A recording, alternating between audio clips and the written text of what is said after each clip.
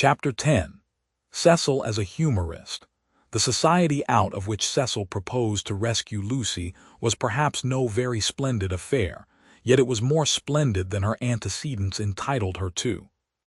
Her father, a prosperous local solicitor, had built Windy Corner as a speculation at the time the district was opening up, and, falling in love with his own creation, had ended by living there himself. Soon after his marriage, the social atmosphere began to alter. Other houses were built on the brow of that steep southern slope and others, again, among the pine trees behind, and northward on the chalk barrier of the downs. Most of these houses were larger than Windy Corner, and were filled by people who came, not from the district, but from London, and who mistook the Honeychurches for the remnants of an indigenous aristocracy. He was inclined to be frightened, but his wife accepted the situation without either pride or humility. "I cannot think what people are doing," she would say, "but it is extremely fortunate for the children." She called everywhere. Her calls were returned with enthusiasm, and by the time people found out that she was not exactly of their milieu, they liked her, and it did not seem to matter.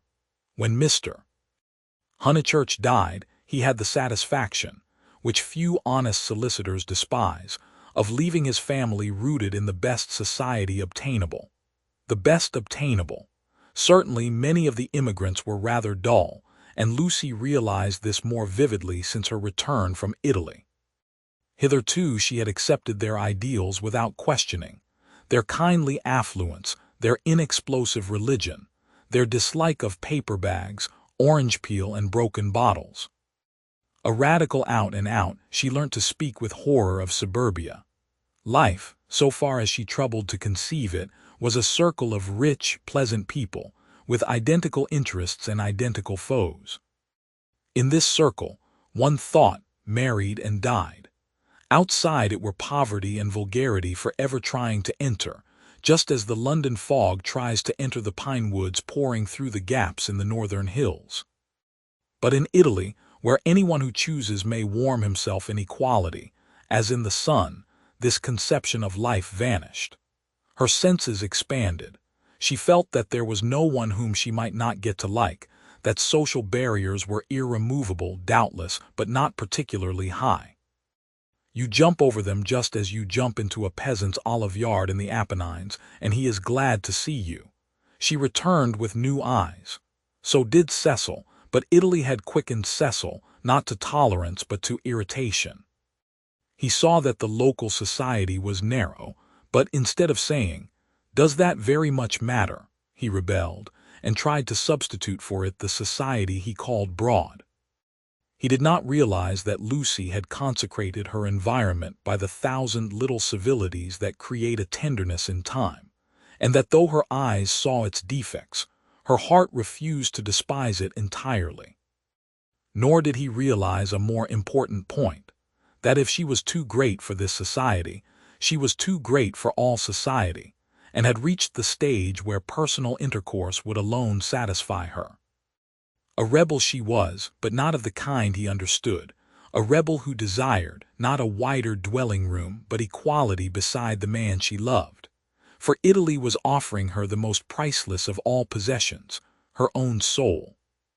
Playing bumble puppy with Minnie Beebe, niece to the rector, and aged 13, an ancient and most honorable game, which consists in striking tennis balls high into the air, so that they fall over the net and immoderately bounce.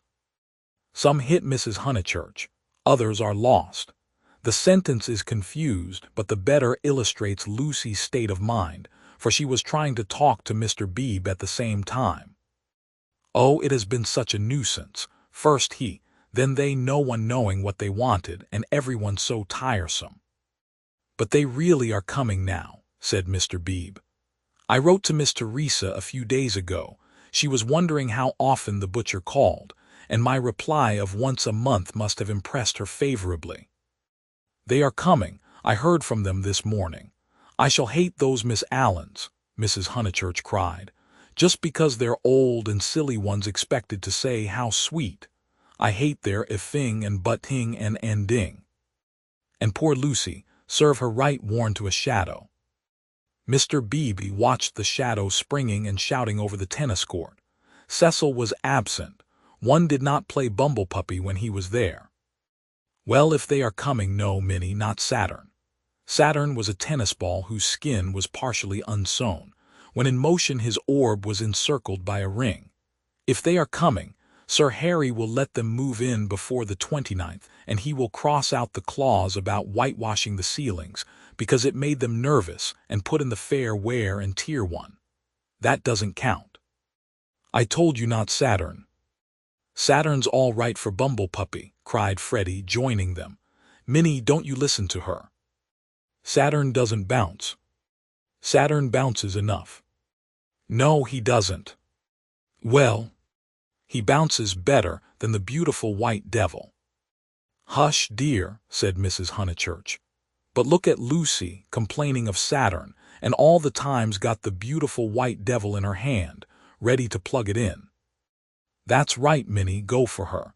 Get her over the shins with the racket, get her over the shins. Lucy fell, the beautiful white devil rolled from her hand. Mr. Beebe picked it up and said, The name of this ball is Vittoria Corombona, please. But his correction passed unheeded. Freddie possessed to a high degree the power of lashing little girls to fury, and in half a minute he had transformed Minnie from a well-mannered child into a howling wilderness. Up in the house Cecil heard them, and though he was full of entertaining news, he did not come down to impart it, in case he got hurt. He was not a coward and bore necessary pain as well as any man. But he hated the physical violence of the young. How right it was! Sure enough it ended in a cry. I wish the Miss Allens could see this, observed Mr. Beebe, just as Lucy, who was nursing the injured Minnie, was in turn lifted off her feet by her brother. Who are the Miss Allens? Freddie panted. They have taken Sissy Villa. That wasn't the name. Here his foot slipped and they all fell most agreeably on to the grass. An interval elapses. Wasn't what name? Asked Lucy, with her brother's head in her lap. Allen wasn't the name of the people Sir Harry's let to. Nonsense, Freddie, you know nothing about it. Nonsense yourself, I've this minute seen him, he said to me. Ahem, Honeychurch. Freddie was an indifferent mimic. Ahem, ahem. I have at last procured really desirable tenants. I said, Ourray, old boy, and slapped him on the back. Exactly, the Miss Allens. Rather not, more like Anderson. Oh, good gracious, there isn't going to be another muddle, Mrs. Honeychurch exclaimed. Do you notice, Lucy, I'm always right. I said don't interfere with Sissy Villa. I'm always right. I'm quite uneasy at being always right so often. It's only another muddle of Freddie's. Freddie doesn't even know the name of the people he pretends have taken it instead. Yes, I do. I've got it, Emerson. What name? Emerson. I'll bet you anything you like. What a weathercock Sir Harry is, said Lucy quietly. I wish I had never bothered over it at all. Then she lay on her back and gazed at the cloudless sky.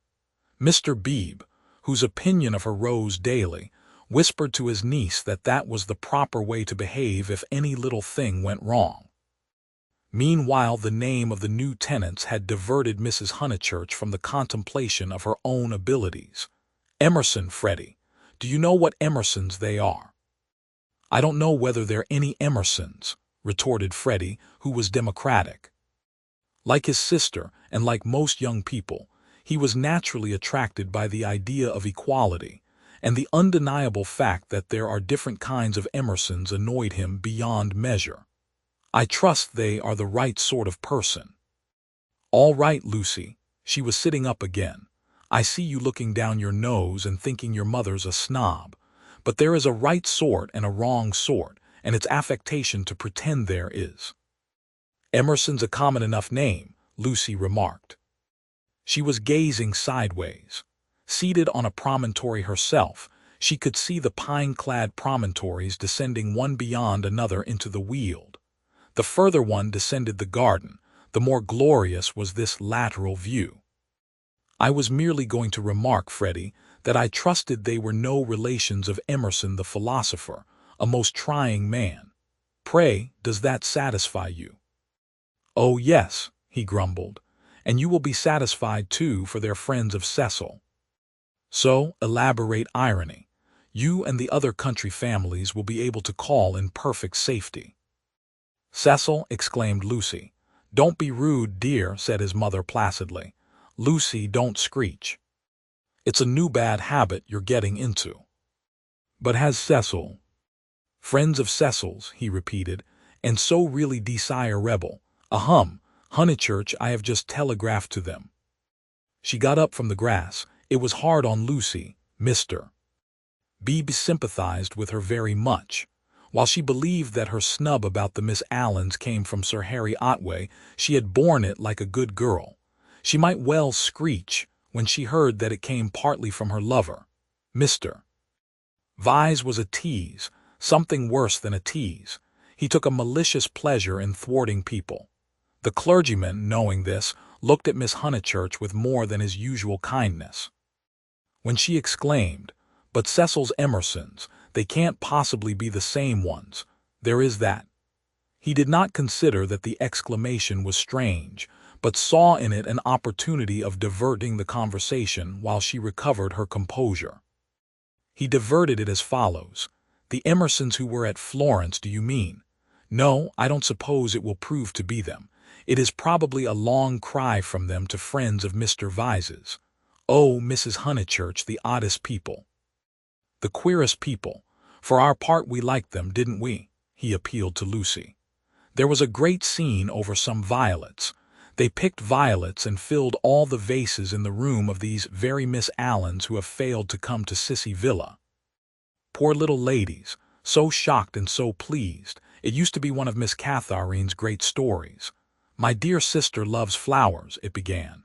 They found the whole room a mass of blue vases and jugs, and the story ends with 'so ungentlemanly and yet so beautiful.' It is all very difficult. Yes, I always connect those Florentine Emersons with violets." "Fiasco done you this time," remarked Freddie, not seeing that his sister's face was very red. She could not recover herself. Mr. Beebe saw it and continued to divert the conversation.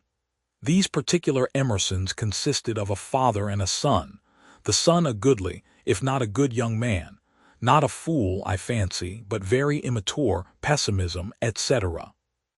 Our special joy was the father, such a sentimental darling, and people declared he had murdered his wife.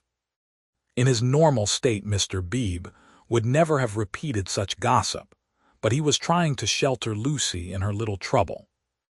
He repeated any rubbish that came into his head. "Murdered his wife," said Mrs. Honeychurch. "Lucy, don't desert us, go on playing bumble-puppy. Really, the Pension Bertolini must have been the oddest place. That's the second murderer I've heard of as being there. Whatever was Charlotte doing to stop? By the by, we really must ask Charlotte here some time." Mr. Beebe could recall no second murderer. He suggested that his hostess was mistaken. At the hint of opposition she warmed. She was perfectly sure that there had been a second tourist of whom the same story had been told. The name escaped her. What was the name? Oh, what was the name? She clasped her knees for the name. Something in Thackeray. She struck her matronly forehead. Lucy asked her brother whether Cecil was in. "Oh, don't go," he cried and tried to catch her by the ankles. "I must go," she said gravely. "Don't be silly. You always overdo it when you play."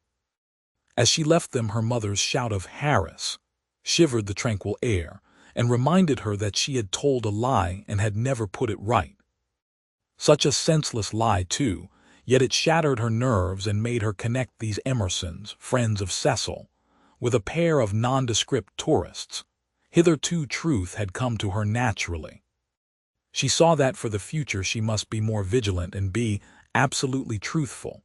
Well, at all events she must not tell lies. She hurried up the garden, still flushed with shame. A word from Cecil would soothe her, she was sure. "Cecil."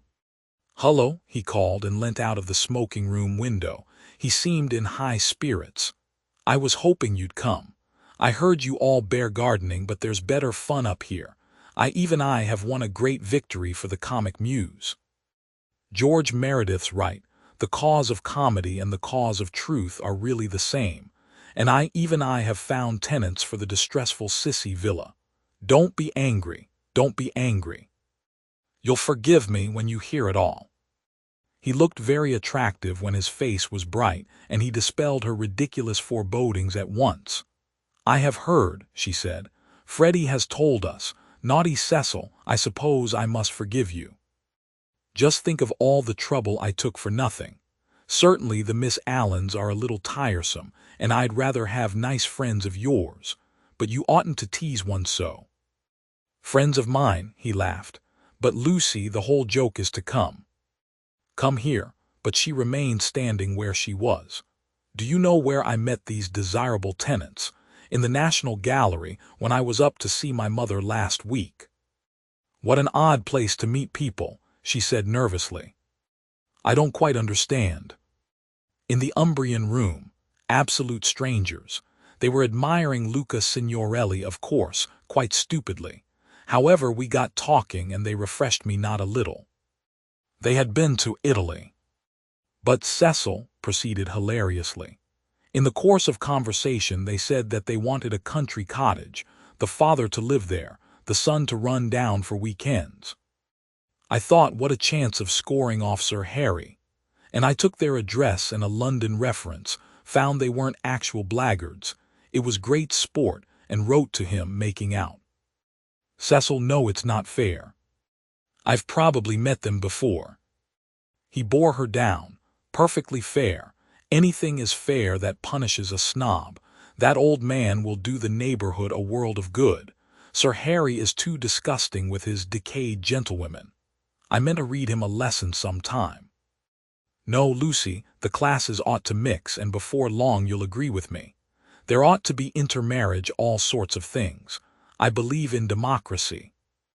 No, you don't, she snapped. You don't know what the word means. He stared at her and felt again that she had failed to be Leonardesque. No, you do. Her face was inartistic, that of a peevish virago. It isn't fair, Cecil. I blame you. I blame you very much indeed. You had no business to undo my work about the Miss Allens and make me look ridiculous. You call it scoring off Sir Harry, but do you realize that it is all at my expense? I consider it most disloyal of you. She left him. Temper, he thought, raising his eyebrows. No, it was worse than temper, snobbishness. As long as Lucy thought that his own smart friends were supplanting the Miss Allens, she had not minded. He perceived that these new tenants might be of value educationally. He would tolerate the father and draw out the son, who was silent. In the interests of the comic muse and of truth, he would bring them to Windy Corner.